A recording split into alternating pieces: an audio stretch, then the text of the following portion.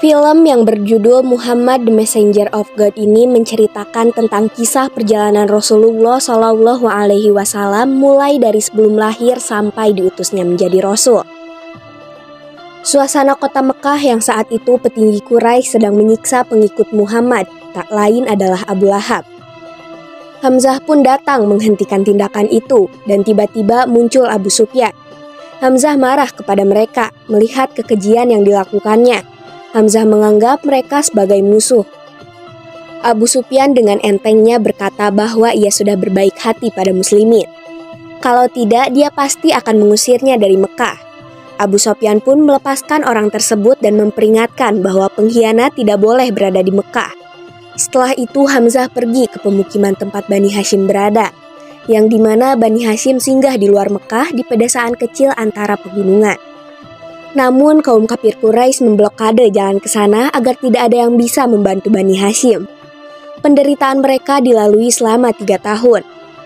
Hamzah pun mendatangi Abu Thalib dan memberi kabar buruk bahwa tidak ada orang yang membantu mereka karena takut akan petinggi Quraisy. Saat malam tiba, terlihat Abu Thalib yang sedang duduk. Kaum muslimin semakin bertambah. Mereka tetap berpegang teguh walau dalam bahaya. Tiba-tiba Hamzah datang dan membawa kabar bahwa di Darun Nadwa mengadakan pertemuan yang membahas tentang Muhammad.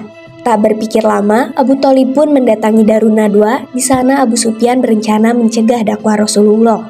Maka saat itu menjadi pusat perdagangan sekaligus tempat ziarah dan haji dari berbagai penjuru. Karena sebelum Islam ada, Ka'bah memang menjadi pusat peribadahan. Dan Abu Sufyan memanfaatkan keadaan itu dengan berhalanya yang laku. Karena itu, kalau dibiarkan pengikut Muhammad bertambah, mereka pasti akan merubuhkan berhala di Ka'bah. Dan kalau tidak ada berhala di Ka'bah, tentu mereka tidak akan berpenghasilan. Ditambah tahun ini merupakan musim haji, banyak orang yang akan datang. Abu Sufyan menyatakan keterpurukan Mekah itu terjadi karena Muhammad, sehingga Abu Sufyan meminta kompromi. Keislaman Muhammad diperbolehkan, tapi tidak dengan dakwahnya karena akan mengecewakan bisnisnya. Namun Abu Thalib menolak usulan Abu Sufyan itu. Mendengar hal itu, Abu Sufyan tidak akan melindungi Bani Hashim dan mendeklarasikan peperangan jika Muhammad tetap berdakwah. Abu Sufyan memberi waktu 1 malam kepada Abu Thalib untuk mengambil keputusan. Setelah itu Abu Thalib pergi ke kediaman Rasulullah yang kebetulan Rasulullah sedang sholat, membaca surat Al-Fil. Abu Thalib pun merenungkan kejadian-kejadian di masa lalu. Flashback ke zaman dulu, di saat sebelum Rasulullah lahir. Lebih tepatnya saat penyerangan Raja Abrohah ke Ka'bah. Terlihat bala tentara besar Abrohah mendatangi Mekah dan tiba di perbatasan. Penduduk Mekah pun panik, mereka melindungi diri dengan keluar dari Mekah yang diinstruksikan oleh Abdul Muthalib sebagai pemimpin Mekah. Abdul Muthalib dan Abu Thalib pun menemui Raja Abrohah di perkemahan mereka. Raja Abrohah mengancam hancurkan Mekah jika penduduk Mekah tidak meninggalkan sesembahannya. Ia menyombongkan diri karena kekuatannya itu. Dan bertanya mengapa orang-orang di penjuru dunia semua berhaji ke Ka'bah. Apa keistimewaan Ka'bah? Abdul Muthalib menjawab bahwa dia hanya pengembala biasa, jadi Raja Abrohah tidak akan mendapatkan apa-apa. Dan menyuruh Raja Abrohah untuk pergi meninggalkan Mekah dan jangan menyakiti penduduk Mekah. Abdul Muthalib tidak meminta belas kasihan Abrohah karena Abdul Muthalib pasrahkan kota Mekah kepada Tuhan. Dan Ka'bah hanyalah bangunan yang terbuat dari batu. Mendengar pernyataan itu Abrohah sangat marah karena merasa direndahkan. Setelah kota Mekah sudah sepi, terlihat Abu Thalib sedang menangis meminta pertolongan kepada Allah untuk melindungi Baitullah. Dan tiba-tiba datanglah burung ababil berbondong-bondong mengelilingi Ka'bah.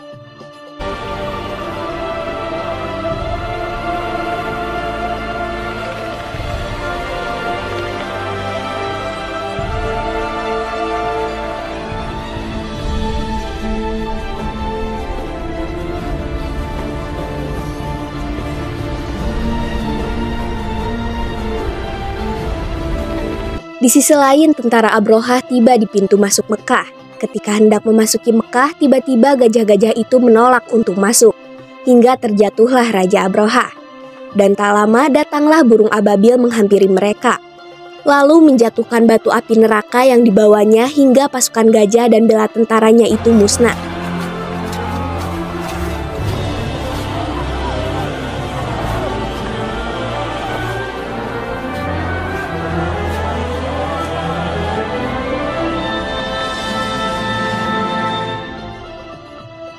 Hari-hari berlalu tepatnya saat kelahiran Nabi Muhammad. Di suatu malam terdapat bintang-bintang yang terlihat begitu indah dan langit begitu terang. Penganut Yahudi dan Nasrani melihat fenomena itu. Mereka mengimaninya karena dalam kitabnya itu fenomena tersebut merupakan tanda-tanda akan ada seorang nabi. Abdul Muthalib yang saat itu berada di atas Ka'bah juga melihat fenomena tersebut. Dengan rasa takjub segera ia bergegas ke rumah Aminah. Ketika melewati dalam Ka'bah, tiba-tiba berhala yang berada di dalam Ka'bah itu roboh.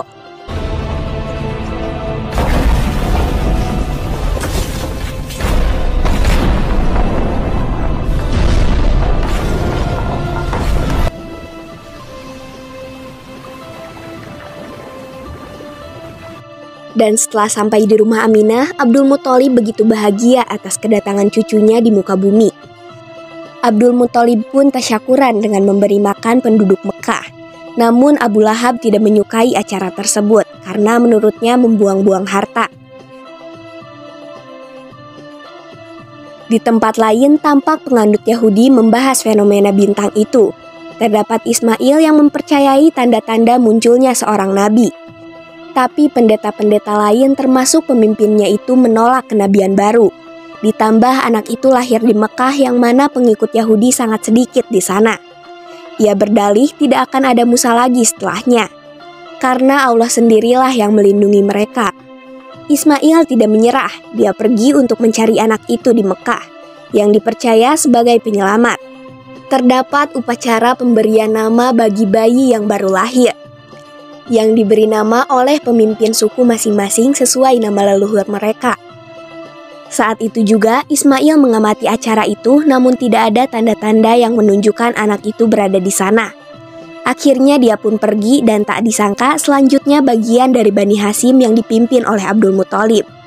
Berbeda dengan pemimpin Bani lainnya yang mana mereka meminta doa kepada berhala, Abdul Muthalib berbeda. Dia menyentuh Hajar Aswad, masuk ke dalam Mekah dan pergi ke makom Ibrahim serta memberi nama cucunya itu Muhammad.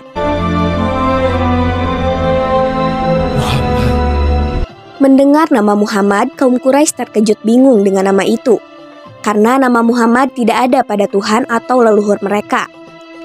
Melihat kegaduhan yang terjadi, Abu Thalib pun segera menenangkannya. Hingga mereka pun menerima nama itu.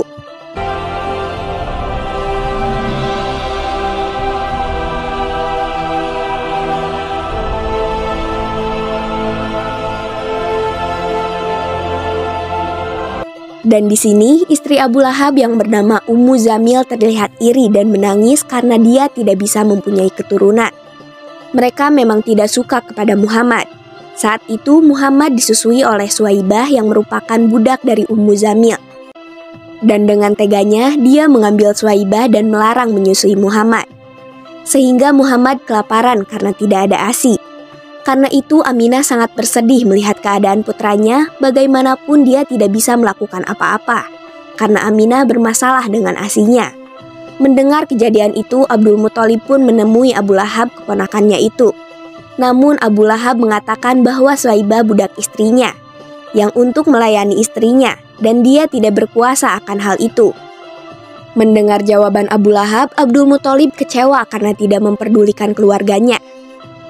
Saat Ismail kembali, mereka terlihat mengadakan upacara dan terjadilah perdebatan karena mereka belum membenarkan tanda-tanda itu.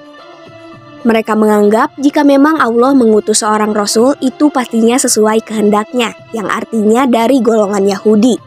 Yang dipercaya pendeta itu bahwa anak tersebut bukan dari golongan Yahudi, sehingga mereka tidak membenarkan tanda-tanda itu dan mengira anak itu utusan dari agama lain. Dan upacara tersebut dilakukan untuk memohon agar anak itu tidak datang, karena anak itu bisa menjadi penghancur bagi kaum Yahudi. Namun Ismail tidak menyerah, dia tetap akan mencari anak itu dibantu oleh seorang pendeta dengan memberikan modal. Bagaimanapun dan cara apapun agar anak itu ditemukan. Mereka tetap meyakini tanda-tanda kenabian pada anak itu.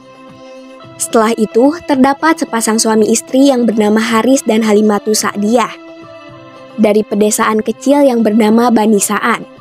Mereka hendak pergi ke Mekah karena sekarang adalah musim bayi untuk menjual asinya. Namun sayangnya Halimah dan Haris terlambat yang mengakibatkan ASINya sedikit yang membeli. Mereka terlihat sedang krisis ekonomi ditambah untanya yang sedang sakit sehingga Haris berniat menjualnya. Ketika hendak dijual, tiba-tiba unta itu kabur dan Halimah pun mengejarnya.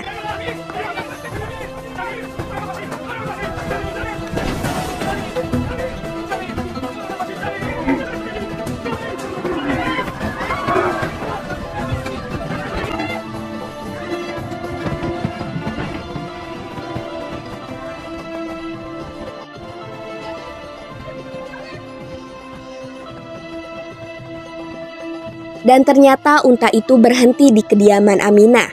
Unta itu merupakan isyarat bahwa Muhammad sedang kelaparan dan membutuhkan ASI. Tak lama muncul Aminah dan mempersilahkan tamunya untuk masuk. Di sana Halimah menyadari bahwa ada seorang bayi yang kelaparan sehingga dia bergegas menyusuinya. Melihat hal itu Aminah bahagia, namun tidak setelahnya karena Aminah dengan berat hati harus meninggalkan putranya yang akan dirawat oleh Halimah di desanya. Itu merupakan keputusan terberat bagi Aminah. Mekah memang memiliki kebiasaan ketika ada seorang anak yang baru lahir, mereka mencarikan ibu susuan dari kabilah lain termasuk Rasulullah. Para bayi biasanya dirawat di pedesaan karena udara jauh lebih segar dan menjadikan bayi lebih sehat. Juga untuk menjaga kepasihan lisan dalam bahasa Arab karena di kota Mekah merupakan pusat perdagangan sehingga banyak orang-orang asing yang datang ke Mekah. Kemudian terdapat Ismail yang menyewa beberapa tabib, tapi bisa dibilang ini dukun karena cara pengobatannya tidak seperti biasanya. Ia menyewa mereka untuk mencari anak yang terdapat tanda di punggungnya, dan menyuruh segera berangkat ke Mekah. Melihat sekarang musim panas, kemungkinan para bayi sudah dibawa ke pedesaan.